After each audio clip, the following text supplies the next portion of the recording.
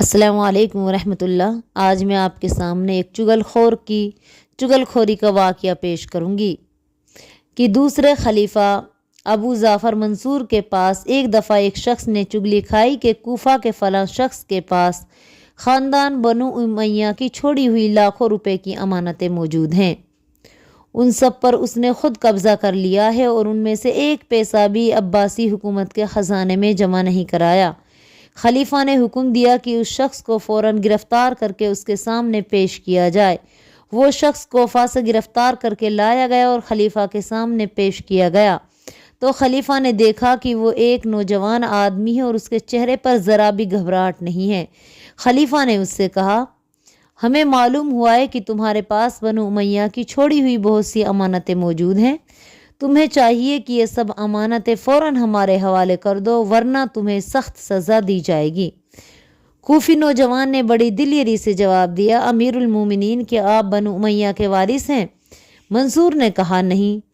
جوان نے کہا، کیا وہ آپ کے حق میں وصیت کر گئے ہیں؟ منصور نے کہا، نہیں۔ جوان نے کہا، تو پھر کس قاعدے اور قانون کے مطابق یہ امانتیں آپ کے حوالے کر دوں؟ منصور سر جھکا کر سوچ میں پڑ گیا، پھر اس نے کہا، بنو امیہ نے مسلمانوں کے مال میں خیانت کی تھی، اس لیے میرا فرض ہے کہ مسلمانوں کا جو مال خیانت سے لیا گیا تھا اس کا مطالبہ کروں اور اس کو سرکاری خزانے میں داخل کروں۔ جوان نے کہا، امیر المومنین، اس بات کا کیا ثبوت ہے کہ میرے پاس بنو امیہ کا جو روپیہ پیسہ ہے وہی ہے جو انہوں نے مسلمانوں کے مال سے خیانت کر کے جمع کیا ہے؟ یہ بات تو ہر شخص جانتا ہے کہ بنو امیہ کی آمدنی کے بہت سے ذرائع تھے، ان میں سے جائز ذرائع بھی ہو سکتے ہیں اور ناجائز بھی۔ جب تک اس بات کا ثبوت نہ دیا جائے کہ میرے پاس ان کا جو روپیہ پیسہ ہے وہ ناجائز ذریعے سے حاصل کیا ہے تو میں وہ آپ کو نہیں دے سکتا اور نہ آپ وہ مجھ سے چھین سکتے ہیں۔ اب منصور لاجواب ہو گیا اور اس نے حکم دیا کہ اس شخص کے ہاتھوں سے ہتھ کڑیاں اور پاؤں سے بیڑیاں نکال دی جائیں۔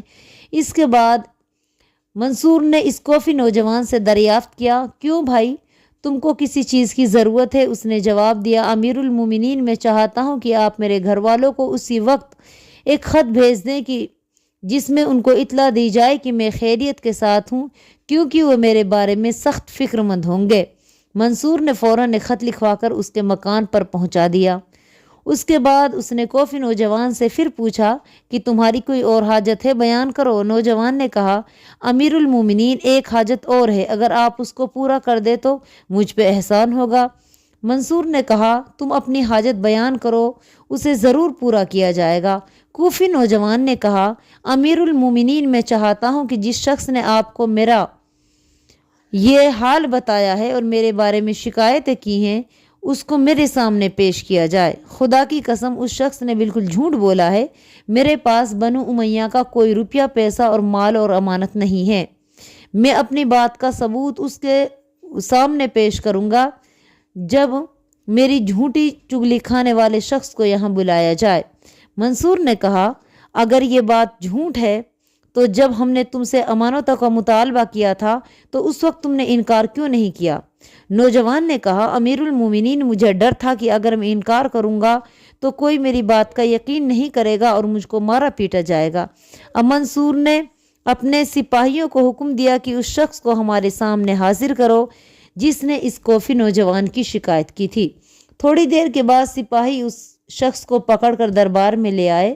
منصور نے اس کوفی نوجوان کی طرف دیکھ کر کہا، یہ شخص جو تمہارے سامنے موجود ہے اسی نے ہم کو بتایا تھا کہ تمہارے پاس بنو امیہ کا چھوڑا ہوا بہت سا مال اور امانتیں موجود ہیں۔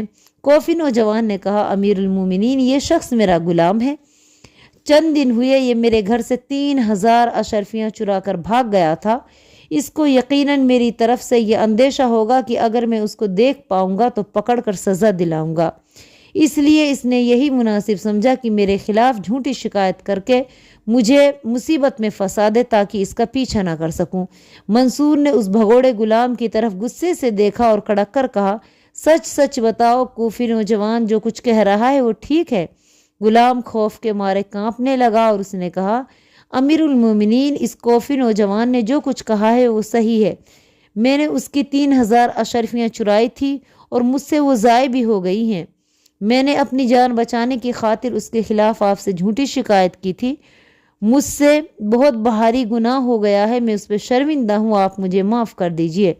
منصور نے اس غلام کو کوفی نوجوان کے سپرد کر دیا اور کہا کہ تم جو چاہو اس کے ساتھ سلوک کر سکتے ہو۔ کوفی نوجوان نے کہا، امیر المومنین، میں اس غلام کے قصور کو معاف کرتا ہوں، کیونکہ اسی کی وجہ سے مجھے شاہی دربار میں حاضر ہونے اور آپ کی زیارت کرنے کا موقع ملا اور یہ عزت نصیب ہوئی۔ منصور کوفی نوجوان کی شرافت دیکھ کر بہت خوش ہوا، اس کو بھاری انعام دے کر بڑی عزت کے ساتھ دربار سے رخصت کر دیا۔ تو کچھ لوگ اتنے اچھے اخلاق کے ہوتے ہیں کہ وہ اپنے دشمنوں کو بھی معاف کر دیتے ہیں، جس طرح اس کوفی نوجوان نے اس غلام کو معاف کر دیا، تو ہمیں بھی اپنی زندگیوں میں صلہ رحمی کو عام کرنا چاہیے۔ السلام علیکم ورحمۃ اللہ۔